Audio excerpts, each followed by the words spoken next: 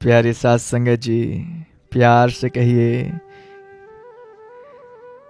साथ संगत जी, हम अक्सर कहते हैं कि हमें ज्ञान मिल गया है, लेकिन ज्ञान केवल शब्दों का नाम नहीं है ना।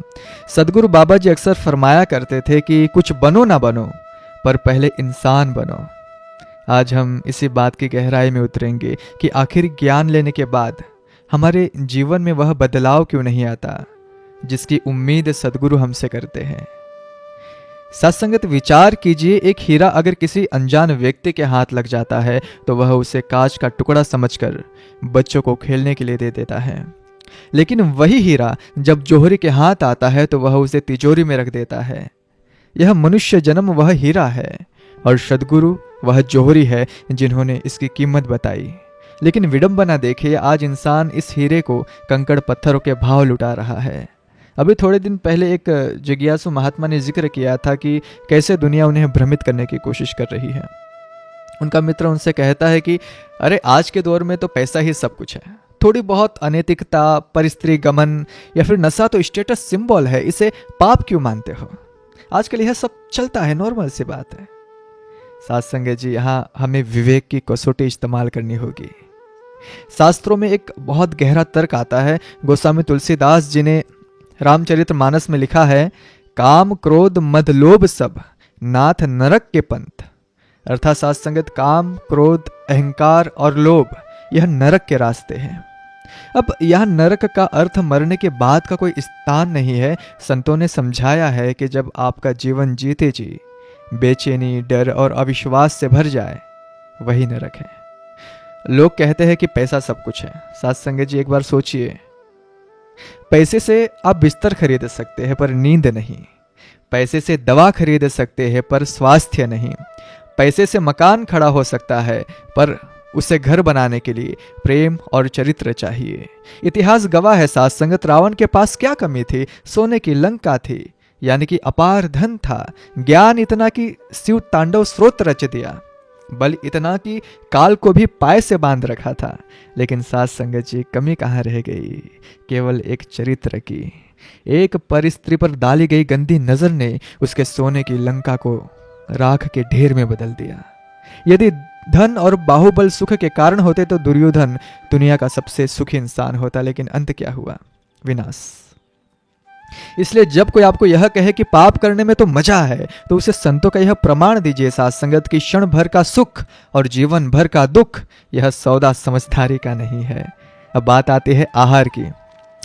साथ संगत जी, एक महात्मा जी ने संतों का प्रमाण देते हुए पूछा था मुझसे कि जैसा खाए अन्न वैसा होवे मन, यह क्यों कहा गया है? साथ संगत जी, यह केवल कहावत नहीं है, विज्ञान और आध्यात्म दोनों इसे मानते हैं। पर हमारे मिशन में तो खाने पीने की कोई मनाही नहीं है ना। सदगुरु ने हमें आज़ादी बख्शी है, बिल्कुल सत्य है। सदगुरु हमें रस्मों रिवाजों और वहमों भरमों से निकालकर आज़ाद करते हैं, लेकिन साथ ही सदगुरु हमें विवेक भी देते हैं। अगर संतों ने कहा है जैसा खाए अन्न वैसा होवे मन, तो इसके पीछे एक गहरा विज्ञान और आध्यात्म है जिसे समझना हमारी स्वयं की जिम्मेदारी बनती है। साथ संगत जी, हम अपने घर के बाहरी मंदिर को कितना साफ रखते हैं, वहां जूते लेकर भी नहीं जाते। तो फिर इस शरीर रूपी मंदिर जहां साक्षात निरंकार का वास है, वहां हम क्या डाल रहे हैं? इस पर विचार करना तो बहुत जरूरी है ना। विज्ञान भी मानता है कि हर भोजन की अपनी एक ऊर्जा यानी एनर्जी होती है। जब किसी जीव को मारकर भोजन प्राप्त किया जाता है तो मृत्यु के समय उसके शरीर में जो भय, जो दर्द और तनाव के हार्मोन्स यानी कि स्ट्रेस हार्मोन पैदा होते हैं, वह पकने के बाद भी नष्ट नहीं होते। जब हम वह आहार लेते हैं तो अनजाने में ही वह निर्दयता, वह बेचैनी, वह भय हमारे मन का हिस्सा बन जाता है। आप स्वयं तर्क करके देखिए साथ संगत, भक्ति और सिमरन एक बहुत सूक्ष्म यानी सटल अवस्था है ना। जबकि तामसिक भोजन एक वृत्ति को भारी और उत्तेजित करता है। जिस पेट में हम हिंसा से प्राप्त भोजन डालते हैं, वहां बैठकर दया के सागर प्रभु का ध्यान लगाना वैसा ही कठिन है जैसे कीचड़ में खड़े होकर साफ कपड़ों की उम्मीद करना। सदगुरु हमें किसी चीज के लिए मना इसलिए नहीं करते कि वह हम पर हुक्म चलाना चाहते हैं, बल्कि वह इशारों में समझाते हैं कि अगर तुम्हें सहज अवस्था चाहिए तो चुनाव भी सहज और सात्विक ही करना होगा। ताकि हमारे शरीर और मन की तरंगे इतनी पवित्र हो कि सिमरन का फूल आसानी से खिल सके। यह बात सिर्फ गलत खाने तक ही नहीं बल्कि आपकी गलत संगति पर भी लागू होता है। साथ संगत जी, अक्सर सत्संग में आने के बाद भी हम डगमगा जाते हैं। इसका सबसे बड़ा कारण है कुसंग, यानी कि बैड कंपनी। कबीर साहब का बहुत सुंदर प्रमाण है, कबीरा संगत साधु की जो गंधी की बास, जो कुछ गंधी दे नहीं तो भी बास सुभास। लेकिन इसके विपरीत साथ संगत कुसंग कैसा है? यह धीमे जहर जैसा है ना। जब आप किसी ऐसे व्यक्ति के साथ बैठते हैं जो निंदा, नफरत या फिर भोग विलास की बातें कर रहा है ना, तो शुरू में आपको लगेगा कि मुझे क्या फर्क पड़ता है, मैं तो ज्ञानी हूँ। लेकिन साथ संगत जी, काजल की कोठरी में कितना भी सयाना जाए, एक दाग तो लग ही जाता है। साथ संगत जी, ध्यान से सुनना, आज जिसे समाज आधुनिकता या फिर मॉडर्निटी कहता है, जैसे लिविंग रिलेशनशिप या फिर नैतिक मर्यादाओं को तोड़ना, यह आधुनिकता नहीं साथ संगत, यह मानसिक दिवालियापन है। पतन की राह पर तेजी से दौड़ना प्रगति नहीं कहलाता साथ संगत। एक गाड़ी अगर बहुत तेज चल रही है लेकिन उसके ब्रेक फेल है तो क्या आप उसे रफ्तार कहेंगे या फिर मौत कहेंगे? आज का समाज बिना ब्रेक की गाड़ी बन चुका है। हमें सदगुरु ने ब्रह्म ज्ञान रूपी ब्रेक और स्टीयरिंग दिया है ताकि हम संसार में रहे, रफ्तार में भी रहे, पर दुर्घटनाग्रस्त ना हो। साथ संगत, एक बहुत मार्मिक बात संतों ने समझाई है कि अवश्य में भोक्तव्यम कृतम कर्म शुभाशुभम। चाहे कोई देखे या फिर ना देखे, यह निरंकार जो जर्रे जर्रे में है वह सब कुछ देख रहा है। हम सीसीटीवी कैमरे से बच सकते हैं, पुलिस से बच सकते हैं, पर अपने अंतर आत्मा के न्यायालय से नहीं बच सकते। जो लोग जवानी के जोश में कहते हैं साथ संगत की अभी मजे कर लो, बुढ़ापे में भक्ति करेंगे, उनके लिए संतों का बड़ा सीधा सवाल है साथ संगत की, आपको पता है कि आपकी सांसों की डोरी कब टूट जाएगी? जैसे कि युद्ध के मैदान में सैनिक को यह कहने का बिल्कुल अधिकार नहीं है कि मैं गोली चलाना तब सीखूंगा जब दुश्मन सामने आ जाएगा, उससे अभ्यास पहले करना पड़ता है। ठीक वैसे ही साथ संगत, जीवन के अंतिम क्षणों में मुख पर निरंकार का नाम तभी आएगा जब पूरी जिंदगी उसका अभ्यास यानी प्रैक्टिस किया होगा, है ना। जिसने पूरी उम्र केवल छल, कपट और वासना का अभ्यास किया हो, उसके मुख से अंत समय में गाली ही निकलेगी, राम नहीं निकलेगा। इसलिए साथ संगत जी, सत्संग की महत्वता है। सत्संग कोई रस्म नहीं है। हम यहाँ इसलिए नहीं आते क्योंकि हमारी हाजिरी लग जाए, हम यहाँ इसलिए आते हैं क्योंकि संसार की हवा जहरीली है और सत्संग ऑक्सीजन का चेंबर है, चेंबर। जब हम सत्संग में संतों के वचन सुनते हैं तो हमारे मन पर जमी हुई संसार की परतें उतरने लगती हैं। जैसे साबुन कपड़े का मैल काटता है, वैसे ही गुरु के वचन हमारे पापों और गलत विचारों को काटते हैं, जैसे आज काट रहे हैं। माता जी हमें यही समझा रहे हैं कि ब्रह्म ज्ञान को केवल जानना नहीं है, जीना भी है। जीने का मतलब है परिस्थितियां चाहे कैसे भी हो, हमारा रिस्पॉन्स संतों वाला होना चाहिए, संसारी लोगों वाला नहीं। साथ संगत जी, हमने यह तो जान लिया कि हमें क्या नहीं करना है, हमें कुसंग और अनैतिक आचरण से बचना है।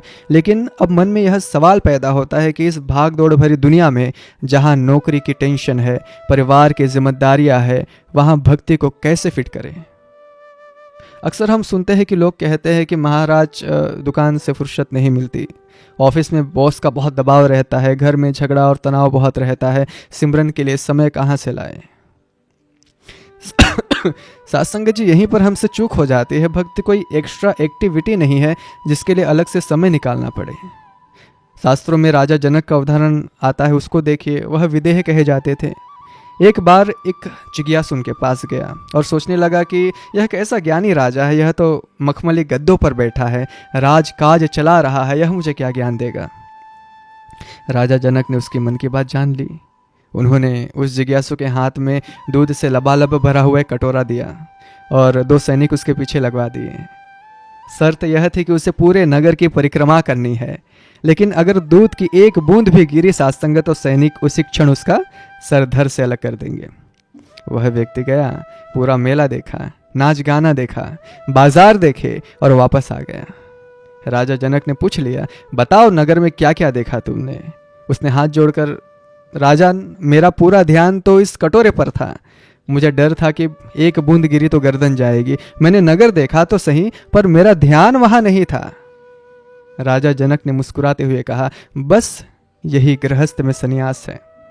मैं राजकाट सब करता हूं, पर मेरा ध्यान इस निरंकार की ज्ञान रूपी कटोरे पर टिका रहता है, ताकि कहीं मेरा ईमान ना डगमगा जाए।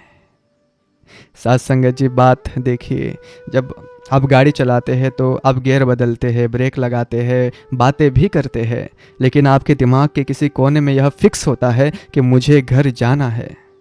क्या आप बार बार रटते हैं कि मैं ड्राइवर हूं, मैं ड्राइवर हूं? नहीं ना, वह आपके अवचेतन मन में बस गया है। ठीक वैसे ही साथ संगत, आप ऑफिस में फाइलें चेक कीजिए, दुकान पर सौदा कीजिए, पर मन के एक कोने में यह स्मृति बनी रहे कि मैं एक आत्मा हूं और यह निरंकार मेरे अंग संग है। बस इसी अवस्था को सहज समाधि कहा गया है। साथ संगत जी, दुखों का मुख्य कारण काम नहीं है, दुखों का कारण है कर्ता भाव और स्वामित्व। हम सोचते हैं साथ संगत कि यह घर मेरा है, यह औलाद मेरी है, मैंने इसे बनाया है ना। यह मैं हमें डुबो देती है। एक बैंक का कैशियर साथ संगत, वह रोज करोड़ों रुपए गिनता है। अगर किसी दिन बैंक में 10 करोड़ आ जाए तो वह नाचता नहीं है, और अगर किसी दिन बैंक खाली हो जाए तो वह रोता नहीं है। क्यों? क्योंकि उसे पता है कि यह पैसा मेरा नहीं है, मैं तो बस एक ट्रस्टी हूं, एक संभालने वाला हूं। जिस दिन शाम को हिसाब मिलेगा, मैं अपने घर चला जाऊंगा। साथ संगत जी, सतगुरु भी हमें यही दृष्टि देते हैं। यह परिवार, यह शरीर, यह संपत्ति सब निरंकार की अमानत है। आप इसके ट्रस्टी बनकर सेवा कीजिए। जब आप मालिक बनकर जीते हैं तो चिंता होती है, जब आप सेवादार बनकर जीते हैं तो चिंतन होता है। तय आपको करना है कि आपको चिंता चुननी है या फिर चिंतन। साथ संगत जी, एक बहुत महत्वपूर्ण पहलू है हमारा व्यवहार। लोग आपके माथे का तिलक या फिर गले की माला बाद में देखते हैं, पहले आपकी जुबान देखते हैं। अगर कोई महात्मा सत्संग में तो बहुत ऊंची ऊंची बातें करे, लेकिन घर जाकर अपनी पत्नी पर चिल्लाए, अपने माता पिता का अपमान करे या फिर पड़ोसी से गाली गलौज करे, तो साथ संगत जी माफ करना, वह भक्त नहीं हो सकता। संत कबीर जी ने कहा है, पोथी पड़ी पड़ी जगमुआ, पंडित भया न कोई, ढाई आखर प्रेम का, पढ़े सो पंडित होए। तर्क से सोचिए साथ संगत, एक मिठाई की दुकान का बोर्ड बहुत सुंदर लगा हो, लेकिन अंदर बैठा हलवाई ग्राहकों को गालियां देता हो, तो क्या कोई वहां से मिठाई खरीदेगा? नहीं खरीदेगा। हम सब इस मिशन के, इस सदगुरु के सेल्समैन या रिप्रेजेंटेटिव है। हमारा आचरण ही साथ संगत वह मिठाई है जिसे देखकर दुनिया हमारे गुरु के तरफ आकर्षित होगी। अगर हमारी वाणी कड़वी है तो हम अपने सदगुरु का प्रचार नहीं बल्कि अप्रचार या फिर बेड पब्लिसिटी कर रहे हैं, है ना। इसलिए साथ संगत सहनशीलता और मिठास को अपना गहना जरूर बना लीजिएगा। जब सामने वाला आग उगले तो आप पानी बन जाइए। आग से आग नहीं बुझती, पानी ही उसे शांत कर सकता है। आजकल परिवारों में दरारें क्यों आ रही है? क्योंकि हमारे पास क्षमा नाम का हथियार नहीं बचा। साथ संगत जी, अगर हमारी जीभ दांतों के बीच आकर कट जाए तो क्या हम दांतों को हथौड़े से तोड़ देते हैं? नहीं ना। हम दर्द सहते हैं, दवाई लगाते हैं, क्योंकि दांत भी हमारे हैं और जीभ भी हमारी है। परिवार में भी यही समझ अपनाइए। अगर किसी ने कुछ कह दिया तो उसे पराया समझकर बदला मत लीजिए। यह सोचिए कि यह भी मेरा ही अंग है, शायद इसकी समझ अभी कम है, कोई बात नहीं। शास्त्र कहते हैं, क्षमा वीरस्य भूषणम, माफ करना कमजोर का नहीं ताकतवर का काम है। एक छोटी सी बात को पकड़कर साथ संगत हम सालों साल अपने दिल में बोझ लेकर घूमते हैं। सतगुरु समझाते हैं, बातों को पकड़ना छोड़ दो, निरंकार के दामन को पकड़ना सीख लो। जो बातों को पकड़ता है साथ संगत वह उलझ जाता है, जो दामन पकड़ता है वह सुलझ जाता है। अब आप कहेंगे कि महात्मा जी, समाज तो सुधरता नहीं, हम कब तक बर्दाश्त करें, कब तक? साथ संगत जी, हमें समाज को नहीं सुधारना, हमें खुद को बचाना है। इसे एक सुंदर उदाहरण से समझिए। समुद्र में नाव तैरती है, ठीक है। नाव को तैरने के लिए पानी की जरूरत है ना। लेकिन खतरा तब होता है जब पानी नाव के अंदर आ जाए। हम संसार में रहे, यानी नाव पानी में रहे, यह जरूरी है। लेकिन संसार हमारे अंदर ना घुस जाए, इस पर ध्यान देना है। संसार हमारे अंदर कैसे घुसता है साथ संगत? लोभ, मोह और ईर्ष्या के छिद्रों से घुसता है। सत्संग वह मरम्मत है साथ संगत जो इन छिद्रों को बंद करता रहता है ताकि आपके जीवन नैया डूबे नहीं। समझ गए? सदगुरु का आसरा और भय मुक्त जीवन। अंत में साथ संगत सदगुरु की